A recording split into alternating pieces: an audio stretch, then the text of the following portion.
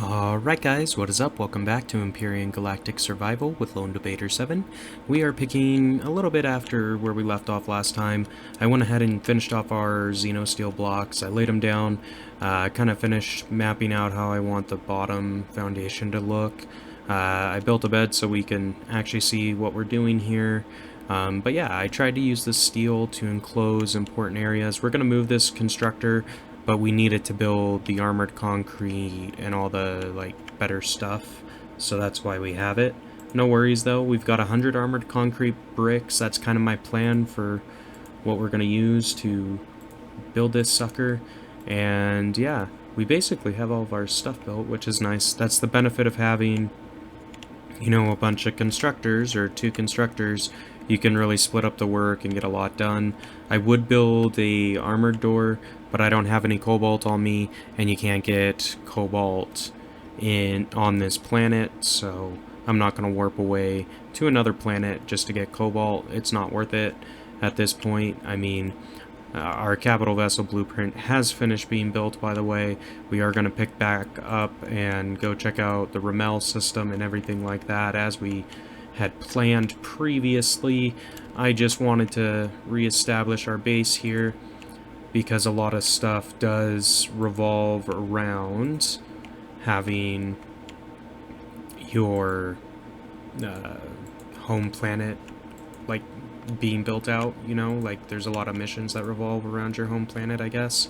So that's why we're taking the time to build the base, and I don't think I've really done a good job thus far showing off the base building aspects of the game, which is quite immense. I mean, all things considered, this armored concrete is a really good building material. It's heavy though, so I need to go through and just support underneath my walls here.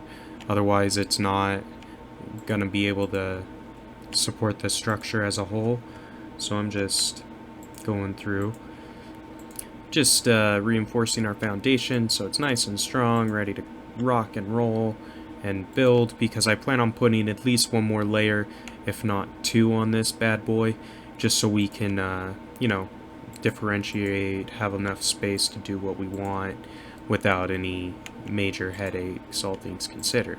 So we are almost done reinforcing here, and then we're gonna show off the next building tool, which is super handy, and even for this ground level building would have been super helpful, and it probably would have been a lot faster than doing what we're doing, but I decided I wanted to, you know, build this by hand. I'm just extending this out a little bit so it has kind of like a patio type function, you know. We're probably going to put a staircase right there to lead up into our base. I'm going to go ahead and start that while I'm thinking about it. So, everything that we built thus far is basically under blocks. So you've got your base starter, armored concrete. We got the Xenosteel from a quest as a loot crate thing, I believe. But yeah, no problems there. Stairs, I could do concrete, or I could do steel. It's a shame they don't have armored concrete. I probably don't have a good enough crafter, but that's okay. We will go ahead. We'll just do concrete, I guess. Like, the stairs aren't that big of a deal. If we get attacked and they take out just the stairs, I mean, who really cares, honestly? But concrete is still pretty strong. I mean, I think it's impact resistant or something like that. So it's a good building material in that sense. And there, I mean, it is encased by these armored blocks anyway, so I think we'll be fine.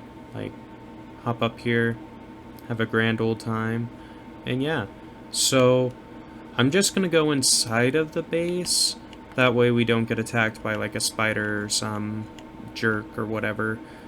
This is done building stuff. I'm gonna go ahead and pick this up real quick, just so we can put down our elevator, so we have that mapped out. We'll place down the large constructor again, don't worry guys. I just want to have this all mapped so I know where I'm placing blocks as I build up the walls of this building, which is what we're gonna do next. If I take this, I could just slap it in like that, then I can't really... You know what? It's fine. We'll just do this. I don't really need to get into these boxes. I just need to be able to access the output. So, whatever, that's fine. We're just going to be standing here for the most part anyway. We'll worry about that in a minute. But I am going to take out these capacitors because I want to get some solar up and running so we stop burning all of our fuel. And while we're here, we'll go ahead and drop off that steel plate that we got from harvesting something or another. Who cares? Whatever. Here we go. Alright, so the moment you've all been waiting for, the handy dandy building tool. So what I'm talking about is your drone.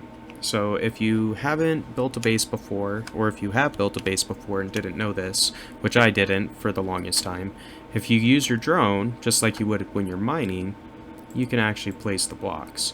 It makes it so much easier to build these bases, because if you try to do it by hand, you have to be close enough to actually place the block, right? So that means you have to be up on the same level and things like that. So it gets real finicky real fast, which makes building less fun and a lot more difficult when you're trying to build something that looks good, right?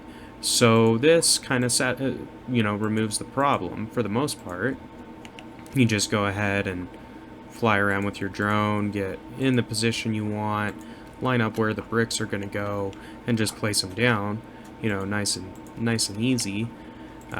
So yeah, just wanted to show that off because I know we've talked about it a couple of times before when I was showing off the Rontant base, but I just wanted to show you like the actual base building applications of this. Like, it makes the work pretty quick. You just can fly in. It's like a creative mode almost, except you can still be killed while you're flying the drone. So that's why I wanted to be inside, because if a spider was to come along and try to attack us, he totally could. Like, it wouldn't be an issue for the guy. Anyway, here is this. I'm just going to build up our elevator, and I'm going to make the floor that level. So, I mean, the question is, I have this extra elevator. I guess I can put it on and maybe we'll build the rest all the way up to the roof. I don't know. We'll see about that. Haven't decided.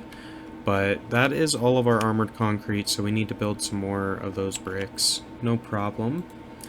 What I'm going to do, I think, for the floor, as opposed to going concrete, I might actually go for like a steel, because I think it's going to hold a little bit better, because these are really heavy. I mean, 4 tons is pretty heavy to be building a roof. We'll make, like 50 of them, I think, is enough. We'll find out. Anyway, let's see. This is going to tick over. Don't think we need anything over here. Did our turrets build by chance? They haven't. Okay. Because I was pretty sure I put those in. Can this build projectile turrets? It can't. It can build these stupid little sentry guns though, so we'll get them started on that and make our projectile turrets in the large constructor. No worries. So this is kind of what we're doing. When we come back, I'm going to have the next layer put on. I'll finish this, and we'll be ready to talk about turrets and defenses and kind of how all that works. So if you're enjoying the content so far and want to learn more about building bases, stay tuned. Check out the entire series as well. We've got a bunch of other tips, tricks, helpful things like that on the other episodes. But this has been LD7 playing Empyrion Galactic Survival. Like, comment, subscribe as always, and until next time, we will see ya.